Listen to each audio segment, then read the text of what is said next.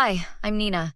I've been the marketing director at Baldwin Media for 5 years now, and business trips are pretty much routine for me. But nothing could have prepared me for what happened last Thursday. I dragged my suitcase up the driveway, exhausted from the Chicago conference. 3 days of networking and fake smiling had left me drained. All I wanted was my own bed and a glass of wine. My key turned smoothly in the lock. Everything looked normal at first glance, but something felt off. I couldn't put my finger on it. "Hello?" I called out, even though I lived alone. Silence answered back. The living room looked the same, but wait, wasn't my throw pillow usually on the left side of the couch? And the stack of magazines on my coffee table seemed rearranged. I shook my head. Maybe I was just tired. Then I caught it. A faint, unfamiliar scent. Cologne? I definitely don't wear men's cologne. My heart started racing as I moved through the house. In the kitchen, a mug I never use was in the dish rack. My bedroom door was closed. I always leave it open when I travel. When I pushed it open, everything looked normal, but my bed was made differently. The corners were tucked in a way I never do them. I yanked open my dresser drawer. My underwear was organized by color. I never organize my underwear by color. "This is insane," I whispered, grabbing my phone with shaking hands. I called 911. Within 20 minutes, 2 officers were walking through my house. "You're sure you locked everything before leaving?" the female officer asked. "Positive. I always double-check." The male officer, Detective Martinez, examined my windows. "No signs of forced entry. Do you have security cameras, Miss Chen?" "No, but I'm getting some tomorrow." Detective Martinez frowned at something near my bedroom vent. "Ma'am, could you come here, please?" He was pointing at a tiny black object nestled in the vent slats. "What is that?" I asked, though a sick feeling was already spreading through my stomach. "That appears to be a camera, a very small one." The room started spinning. "A camera in my bedroom?" They found 6 more. Bathroom, kitchen, living room, even inside my closet. And that wasn't all. "Someone's been living here," Detective Martinez said, pointing to the guest room closet. Inside were food wrappers, a water bottle, and a small pillow. "While you were gone? Most likely," he continued. "They've been careful. Professional, even." I collapsed onto the couch, bile rising in my throat. Who would do this? "Do you have any ex-partners? Anyone who might be obsessed with you?" An image of Elijah flashed in my mind. We'd broken up 6 months ago. He hadn't taken it well. "There's someone," I whispered.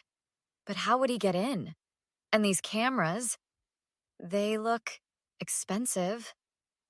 Detective Martinez handed me his card. "We'll need to process this as a crime scene. Do you have somewhere you can stay tonight?" I nodded numbly, thinking of my friend Rebecca's place. As I packed an overnight bag, the full horror washed over me. Someone had been watching me, in my most private moments, sleeping in my house when I was gone. My sanctuary had become a nightmare. I arrived at Rebecca's apartment building with my hastily packed overnight bag, still shaking from what the police had found. My supposed best friend of 8 years would know what to do. She always did. "Oh my God, Nina, what happened?" Rebecca pulled me into a hug as I stepped inside. "Someone's been living in my house, Becca. They installed cameras everywhere." My voice cracked. "The police think it might be Elijah." Something flashed across her face. Was that guilt? "That's insane. Elijah wouldn't do that." I stepped back. "How do you know what he would or wouldn't do? You barely knew him." Rebecca busied herself making tea, avoiding my eyes. "I just mean, it's a serious accusation." My phone buzzed. Detective Martinez. "Miss Chen, we've been examining the cameras. They're connected to a remote server. Someone's been watching you in real time for approximately 3 months." The mug slipped from my hand, shattering on Rebecca's kitchen floor. 3 months? But how did they get in?" "Your locks show no signs of tampering. They had a key, Miss Chen." I glanced at Rebecca, who was frantically cleaning up the broken ceramic not meeting my eyes. "I'll call you back," I told the detective. "Where's your bathroom?"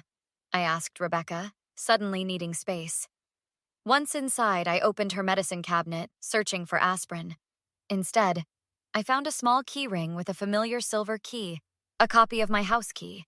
My hands trembled as I took a photo of it. Then I noticed a printed sheet fallen behind the toilet. A detailed calendar of my work schedule, business trips, even gym sessions, all in Rebecca's handwriting. When I returned to the kitchen, Rebecca was on her phone, whispering urgently, "I don't care what you promised her. Nina's here right now. No, I didn't know she'd come to me. Yes, she knows about the cameras." I cleared my throat. Rebecca jumped, nearly dropping her phone. "Who are you talking to?" "Nobody. Just work." "At 11 p.m.? About me finding cameras in my house?" I pulled out my own phone, showing her the photo of the key. "Want to explain this?" Her face crumpled. "It's not what you think." "Then what is it?" "Because it looks like you gave someone a key to my house." "Elijah said he just wanted to leave you surprise gifts, to win you back. And the cameras? The person sleeping in my closet?" Tears streaked her makeup. "He said you'd been seeing someone else. He just wanted to know who—" I backed away, disgusted. "You helped him stalk me?" "He paid me, okay? I needed the money after Brad left, and he promised he'd never hurt you." I dialed Detective Martinez right there. "I found who gave Elijah access to my house." As I waited for the police, I scrolled through Rebecca's phone that she'd left on the counter. Text messages between her and Elijah. Between her and someone named Mia, Elijah's sister. "She's completely clueless," Rebecca had texted Mia 3 weeks ago. "Left for Chicago this morning. He's there now. Says he'll stay the whole weekend this time." "Perfect," Mia replied. "Did you drop off the new cameras? The ones in her shower stopped working." My stomach lurched. There were dozens of messages spanning months. Photos of me sleeping, my private moments, and more names. Victor from my office, even Amelia, my neighbor. All involved, all betraying me. When the police arrived, I handed them Rebecca's phone. "I want restraining orders against all of them," I said, my voice deadly calm. "And then I want justice." 2 weeks after finding the cameras, I sat in a small cafe 3 towns over where nobody would recognize me. I'd taken a leave of absence from work, stayed at a hotel, and changed my phone number. The police investigation was ongoing, but I wasn't waiting for justice to find me. Across from me sat Victor, my coworker who I'd initially thought was part of the conspiracy. "I still can't believe you thought I was working with that psycho," Victor said, stirring his coffee. "Elijah used my name in those texts to isolate you. Classic abuser tactic." I'd confronted Victor directly with a recording device in my purse. His genuine shock and subsequent help with checking my office computer for spyware had convinced me he was innocent. "The way they've been watching me? It's not just stalking. It's like they're obsessed with controlling every aspect of my life." Victor nodded. "From what you've shown me, Elijah has some kind of God complex. And these others, Rebecca, Mia, even your neighbor, they're all feeding into it.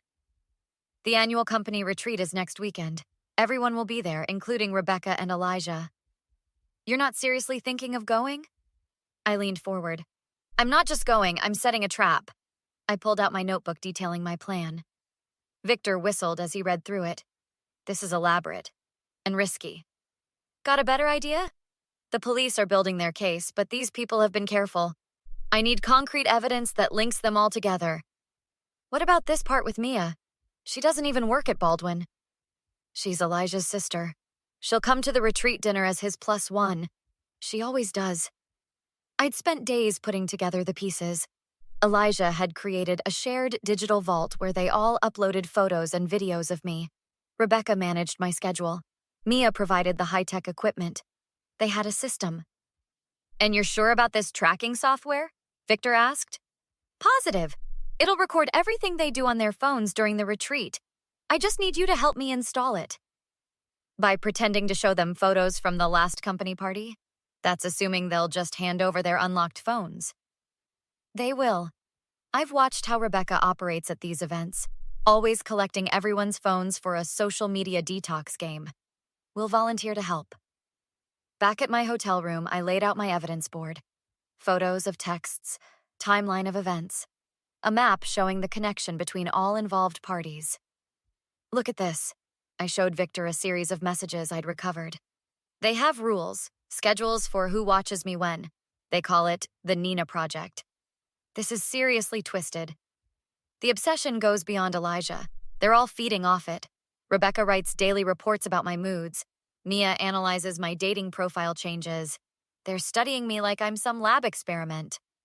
I pinned the company retreat schedule to my board, circling Saturday night's dinner. That's when we'll do it. I've already talked to Detective Martinez. He'll be there undercover as a waiter. Once we have the evidence from their phones, he'll make the arrests. And if something goes wrong, I pulled out a small recording device. Plan B. I'm wiring myself. Every conversation, every interaction, all recorded. By the time that dinner ends, they'll have nowhere to hide.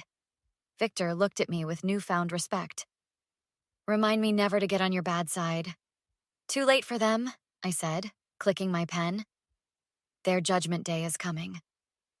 The company retreat at Lake Geneva was in full swing when I arrived. Elijah chatted with the CEO while Rebecca nervously scanned the room. They're all here, Victor whispered. Mia's by the bar.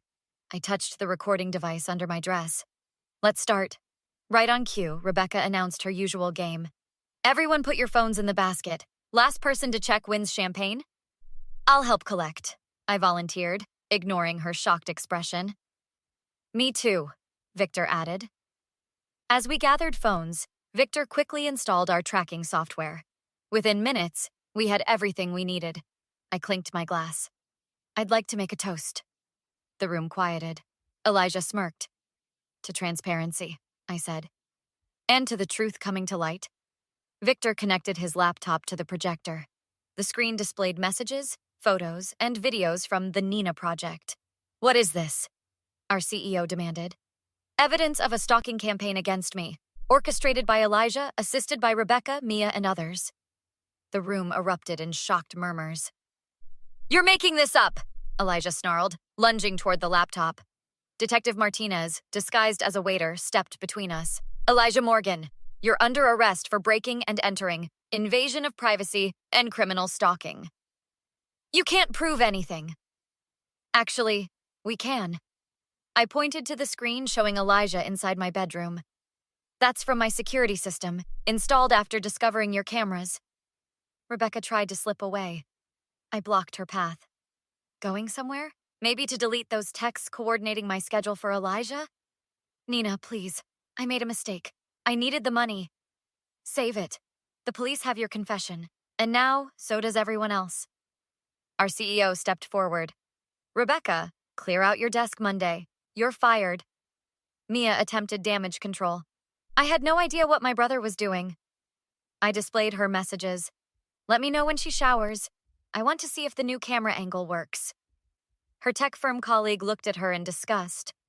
We'll be reviewing your employment immediately. As Detective Martinez led Elijah away, he called out, Nina, baby, this is all a misunderstanding. I did it because I love you. No, you did it because you're obsessed with control. And now you've lost all of it. 2 months later, I sat in my new apartment, reading the court verdict. Elijah, 3 years in prison. Rebecca, probation and community service. Mia, fired and blacklisted in the tech industry. My phone buzzed with a text from Rebecca. I'm truly sorry. Can we please talk? I deleted it without responding and blocked her number. How's the new security system? Victor asked, handing me coffee. State of the art. And this place is all mine. No ghosts, no betrayals. And you? How are you doing? I smiled genuinely this time. Better? Stronger? Free? What would you do if you discovered your closest friend had betrayed you like Rebecca betrayed Nina?